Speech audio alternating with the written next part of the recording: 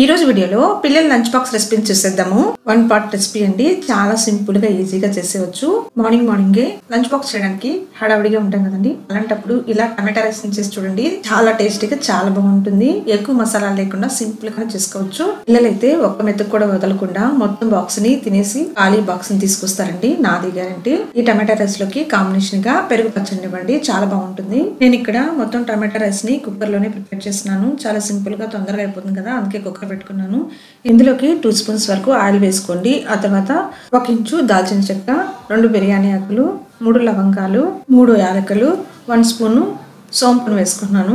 డైజెషన్కి చాలా బాగా యూజ్ అవుతుందండి. సోంపును వేసుకుంటే కావాలంటే జీలకర్ర వేసుకోండి ఆ ప్లేస్లో, లేదంటే షాజీరా కూడా వేసుకోవచ్చు. ఆ తర్వాత నేను ఇక్కడ పిల్లల కోసం కదండి, అందుకే జీడిపప్పును కూడా వేసుకున్నాను. ఆప్షనల్ అండి, మీ దగ్గర ఉంటే వేసుకోండి, లేదంటే స్కిప్ చేసేయండి. అలాగే సన్నగా పొడవుగా కట్ చేసుకున్న పచ్చిమిరపకాయలని, ఉల్లిపాయలని కూడా వేసుకుని బాగా ఫ్రై చేసుకున్నాను. ఇవన్నీ కొద్దిగా ఫ్రై అయిన తర్వాత ఇప్పుడు ఇందులోకి 1 స్పూన్ వరకు అల్లం వెల్లుల్లి పేస్ట్ని కూడా వేసుకోండి. ఫ్రెష్గా ఉన్న అల్లం వెల్లుల్లి పేస్ట్ అయితే టేస్ట్ చాలా బాగుంటుంది. ఆ తర్వాత ఇందులోకి టమాటాలని ఈ విధంగా సన్నగా కట్ చేసుకుని వేసుకొని బాగా ఫ్రై చేసుకోండి. కొద్దిగా ఫ్రై అయిన తర్వాత ఇప్పుడు ఇందులోకి రుచికి సరిపడా సాల్ట్ని, పసుపుని, కారాన్ని, ధనియా పౌడర్ని వేసుకొని బాగా మరోసారి కలుపుకుంటూ ఫ్రై చేసుకోవాలి. ఆ తర్వాత కొత్తిమీరని సన్నగా కట్ చేసుకొని వేసుకోండి.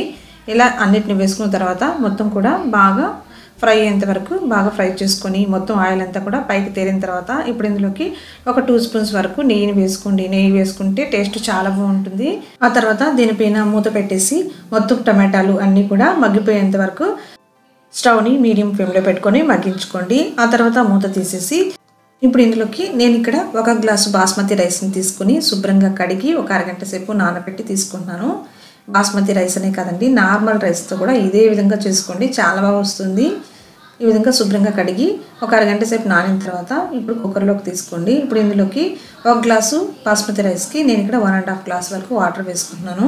రైస్ అనేది పొడి పొడిగా రావాలంటే వాటర్ ఎక్కువ వేయకూడదండి. 1 గ్లాస్కి 2 గ్లాసెస్ వేసేస్తూ ఉంటారు కొంతమంది. అలా కాకుండా 1.5 గ్లాస్ వేసుకొని చూడండి. మనకి రైస్ అనేది పొడి పొడిగా చాలా బాగా వస్తుంది. చూసారు కదా ఎంత పర్ఫెక్ట్గా వచ్చిందో. టమాటా రైస్ అనేది సూపర్గా వస్తుందండి, చాలా టేస్టీగా ఉంటుంది. పొడి పొడిలాడుతూ చాలా బాగుంటుంది. ఈ విధంగా టమాటా రైస్ని ఈజీగా చేసుకోవచ్చు. జస్ట్ ఒక 10 నిమిషాల్లోనే మనకి మొత్తం అంతా కూడా అయిపోతుంది. చాలా ఈజీగా తొందరగా మనం మార్నింగ్ టైంలో లంచ్ బాక్స్ లోకి ఇలా టమాటా రైస్ ని, ఫ్లేవర్ రైస్ ని చేసి ఇచ్చామనుకోండి, పిల్లలు కూడా చాలా ఇష్టంగా తినేస్తారు. తప్పకుండా ట్రై చేయండి.